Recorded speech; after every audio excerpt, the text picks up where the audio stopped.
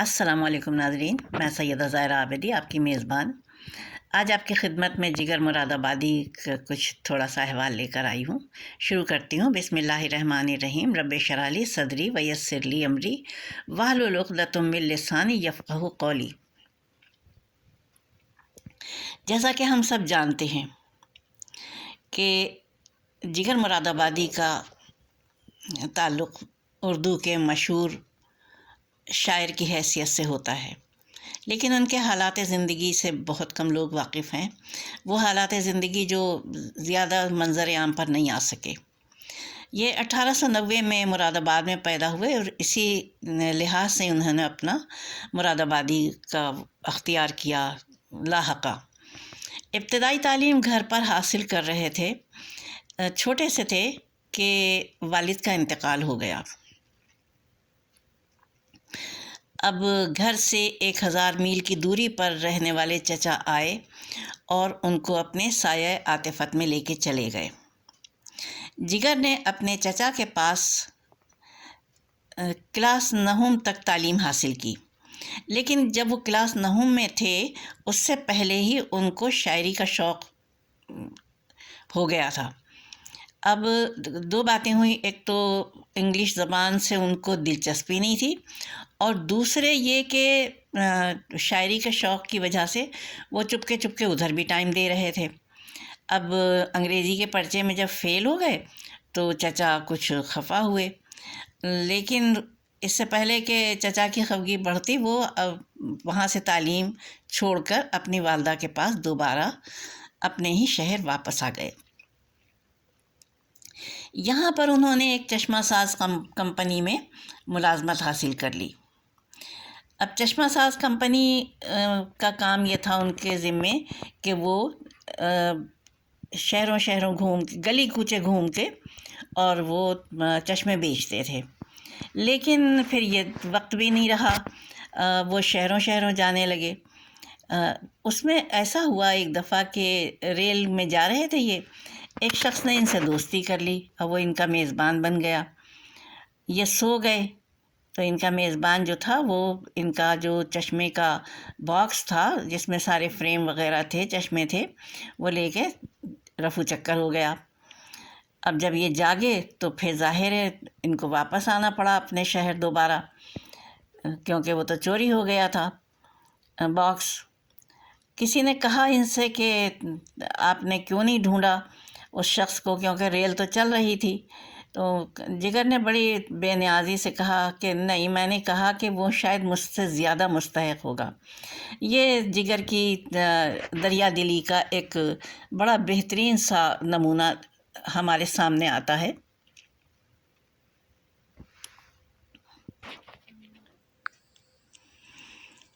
پھر یوں ہوا کہ ان کو ایک لڑکی امت الفاطمہ سے، گھریلو لڑکی امت الفاطمہ سے محبت ہو گئی۔ ابھی یہ اتنے اسٹیبل تو ہوئے نہیں تھے، تو لڑکی کے گھر والوں نے کہا کہ پہلے تم سیٹ ہو جاؤ، اس کے بعد پھر ہم شادی کریں گے۔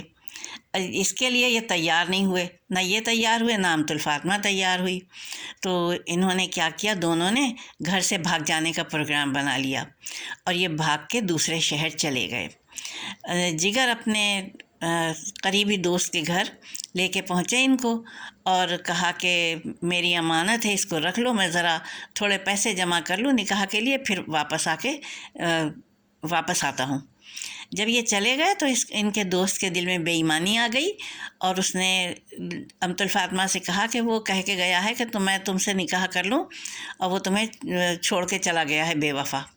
امت الفاطمہ کو یقین نہیں آیا پہلے تو، لیکن ایسا ہوا کہ جتنے دن انہوں نے آنے کو کہے تھے اس سے زیادہ دن لگ گئے، چند دن زیادہ لگے، تو امت الفاطمہ کو بھی یہ گمان گزرا کہ شاید جگر ایسے ہی ہوں جیسا کہ یہ بول رہے ہیں دوست ان کے۔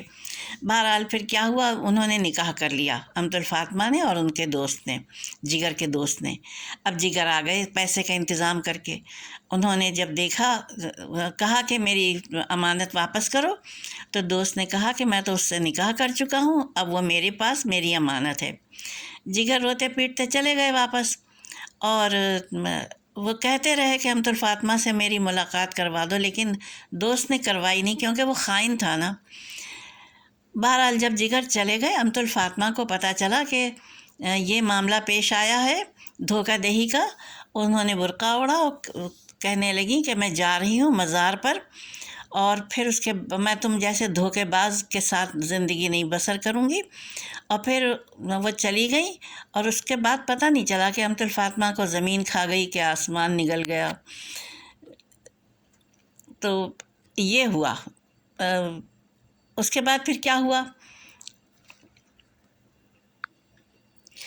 उसके बाद काफ़ी अरसा गुज़र गया, और फिर इन्होंने अपने आप को पीने पिलाने में बहलाया हुआ था कि एक दफ़ा ये एक शिराज़न नामी गायिका से इनकी मुलाकात करवा दी इनके एक साथी ने।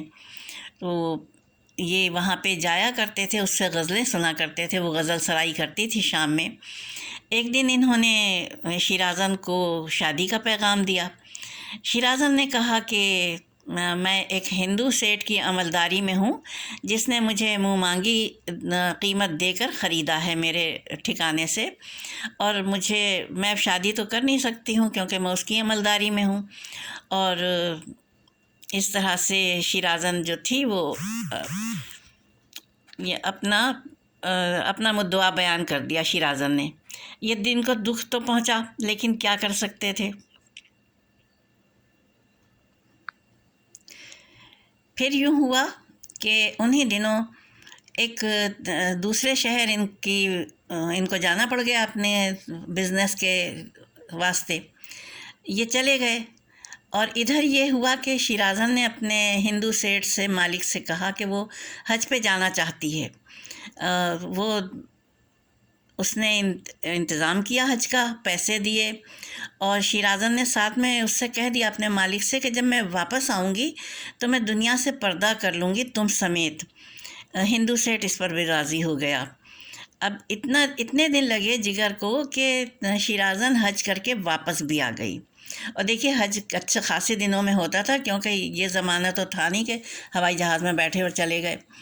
तो जब वापस आए जिगर, तो वो शिराज़न से मिलने गए।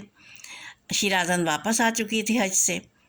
जब दरवाज़े पे दस्तक हुई तो मुलाज़मा ने देखा तो जिगर आए हुए थे। ये गईं दरवाज़े पर, और पर्दे की ओट से इन्होंने कहा कि जिगर, मैं हज करके आ गई हूँ और मैंने अब दुनिया से पर्दा कर लिया है, तुम वापस चले जाओ। जिगर के ऊपर एक हैरत का पहाड़ टूट पड़ा, और फिर जिगर ने वहीं से कहा कि दरवाज़े के पीछे से कि अच्छा मुझे तबर्रुकात दे दो हज के। तो शिराज़न ने कहा कि देखो जिगर, मैं तुम्हें तबर्रुकात नहीं दे सकती हूँ, क्योंकि तुम एक पीने पिलाने वाले हो। तुम ऐसा करो कि 1 महीने छोड़ो पीना, आके मुझे बताओ तो फिर मैं तुम्हें तबर्रुकात दे दूँगी। जिगर ने घर जाकर बहुत रोए, और अल्लाह ताला से कहा कि क्या मैं शिराज़न से भी गया गुज़रा हूँ कि तू मुझे हज नहीं करवा सकता है। बहरहाल छोड़ दी। 1 महीने के बाद आए, कहने लगे शिराज़न से कि मैंने छोड़ दी है, 1 महीने से हाथ भी नहीं लगाया है, अब तो मुझे तबर्रुकात दे दो। उसने तबर्रुकात दे दिए, दरवाज़े के पीछे से रुमाल में बंधे हुए। अब ये घर आए, घर आके तबर्रुकात सामने रख के और रोए, खूब रोए, और फिर ज़िंदगी मामूल के मुताबिक चल पड़ी। दिल दुखी था इनका। ऐन उन्हीं दिनों में एक रूहानी शख्सियत जो कि जिगर को अच्छी तरह जानते थे, वो गए हुए थे खाने काबा की ज़ियारत को। वहाँ उन्होंने ख्वाब में देखा कि खाने काबा का दरवाज़ा है, दरवाज़े के ऊपर चारपाई है, सामने चारपाई है और चारपाई पर बैठे हुए हैं जिगर।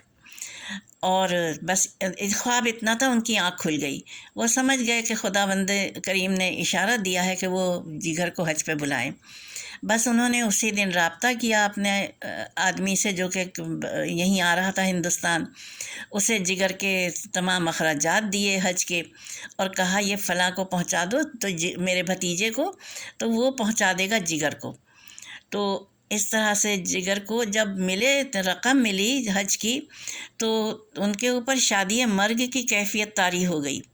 वो गए और वहाँ से और हज के अरकान अदा किए, और उसके बाद फिर वापस आए। वापस आके کافی بیمار ہوئے اور پھر اس کے بعد اپنے خالق کی بارگاہ میں حاضر ہو گئے۔ یہاں دیکھیے ہمارے لیے کتنا بڑا سبق ہے کہ کتنا ہی گناہ گار بندہ ہو، لیکن اگر وہ اللہ سے رجوع کر لیتا ہے تو اللہ ایسا کریم ہے، کارساز ہے کہ وہ اپنے بارگاہ میں اپنے گلے سے لگا لیتا ہے، اپنی آغوش میں چھپا لیتا ہے گناہ گار بندے کو، اس کے سارے گناہ جھاڑ کر۔ اسی طریقے سے جگر کے ساتھ ایک مشاعرہ میں واقعہ ہوا کہ نعتیہ مشاعرہ تھا اور صاحب مشاعرہ نے کہلوا دیا کہ آپ اپنی نعت پڑھیں گے۔ اب کہاں ایک شرابی اور کہاں نعت گوئی، ذرا سوچئے۔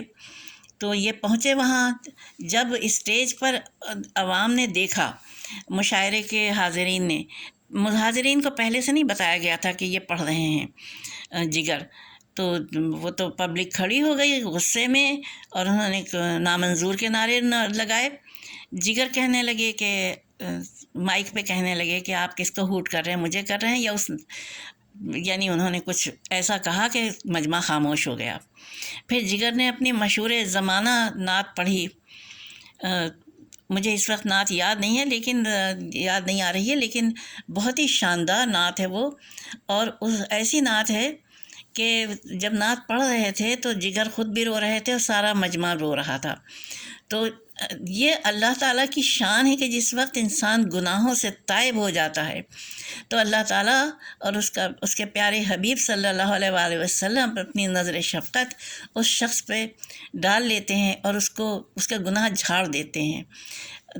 میری دعا ہے کہ پروردگار عالم ہم سب کو محفوظ و مامون رکھے برائی سے، ہمارے بچوں کو، ہماری نسلوں کو، اور اللہ تعالیٰ ان کی مغفرت فرمائے جنہوں نے جانے سے پہلے حج بھی کیا اور دنیا سے جانے سے پہلے انہوں نے خشوع و خضوع سے سرکار مدینہ کے نعت بھی پڑھی۔